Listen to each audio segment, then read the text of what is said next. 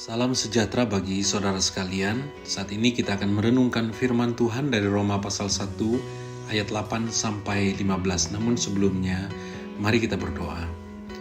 Bapa di surga, kami bersyukur ya Tuhan untuk kesempatan belajar firman hari ini. Tuhan tolong kami, Roh Kudus kiranya menerangi hati pikiran kami, agar kami mampu mengerti firman Tuhan, terlebih lagi berkomitmen melakukannya dalam hidup kami setiap hari. Terima kasih, kami serahkan waktu ini dalam nama Tuhan Yesus. Amin. Saudara, dari Roma pasal 1 ayat 8 sampai 15 ini, saya akan membaca hanya ayat 10 saja, demikian firman Tuhan. Aku berdoa semoga dengan kehendak Allah, aku akhirnya beroleh kesempatan untuk mengunjungi kamu. Demikian firman Tuhan yang disampaikan oleh Rasul Paulus kepada jemaat di Roma. Dalam beberapa perjalanan pelayanan Rasul Paulus, dia juga menjadikan Roma sebagai tujuan perjalanan penginjilannya. Misalnya dalam Kisah Para Rasul pasal 19 ayat 21 kita bisa melihat Paulus bermaksud pergi ke Yerusalem melalui Makedonia dan Akaya. Sesudah berkunjung ke situ, Rasul Paulus berkata, "Aku harus melihat Roma juga." Demikian kata Rasul Paulus. Namun kerinduan Paulus untuk mengunjungi Roma selalu terhalang. Rasul Paulus ingin ke Roma dan ketemu jemaat Roma secara on-site, secara tatap muka, antara lain adalah supaya bisa melihat jemaat di sana, supaya bisa menguatkan jemaat di sana, supaya mereka saling terhibur atau bersukacita bersama. Bersukacita karena iman, bukan karena makan bersama atau hal-hal lainnya. Tepatnya Paulus berkata, terhibur oleh iman kita bersama. Dan Rasul Paulus ingin melihat buah jemaat Roma.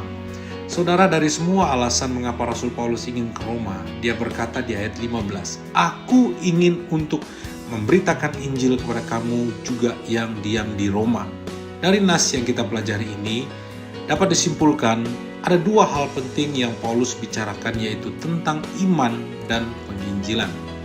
Ucapan syukur Paulus adalah karena iman jemaat yang tersiar ke seluruh dunia.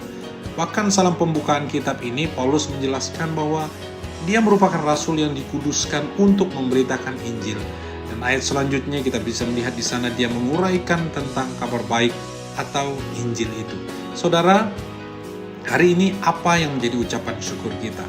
Adakah saudara bersyukur karena melihat iman keluargamu? Adakah engkau bersyukur karena melihat iman sesama jemaat? Dan hari ini, adakah kabar baik menjadi fokus utama kita? Adakah Injil menjadi hal terpenting dalam hidupmu? Jika belum, saudara, saya mengajak saudara untuk berkomitmenlah sekarang untuk saling menguatkan dalam iman, dimulai dari keluarga, kemudian sesama jemaat.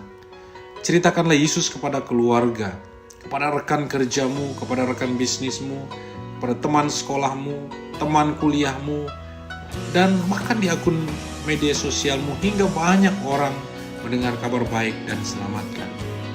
Saudara, mari terus bersemangat untuk menyampaikan Injil, menceritakan Yesus kepada sebanyak mungkin orang. Sekali lagi, supaya semakin banyak orang diselamatkan. Puji Tuhan, mari kita berdoa. Ya Tuhan, terima kasih untuk firman-Mu hari ini. Tolonglah kami ya Tuhan untuk bersukacita bersama dan terhibur oleh iman kami bersama dalam Tuhan Yesus. Dan mampukan kami untuk berbuah agar Engkau dimuliakan melalui hidup kami. Orang melihat Yesus dalam diri kami. Bapa, tolong kami juga untuk menjadikan penginjilan menjadi program utama, fokus utama, hal yang paling penting dalam hidup ini.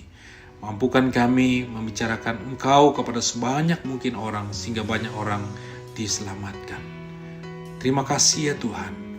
Berkati setiap orang yang mendengar firman ini. Berkati dengan kesehatan, kekayaan, kebahagiaan, dan damai sejahtera. Tuhan selalu menyertai dan menolong kami sepanjang hari ini. Terima kasih Tuhan, dalam nama Tuhan Yesus Kristus kami berdoa. Amin. Tuhan Yesus memberkati saudara.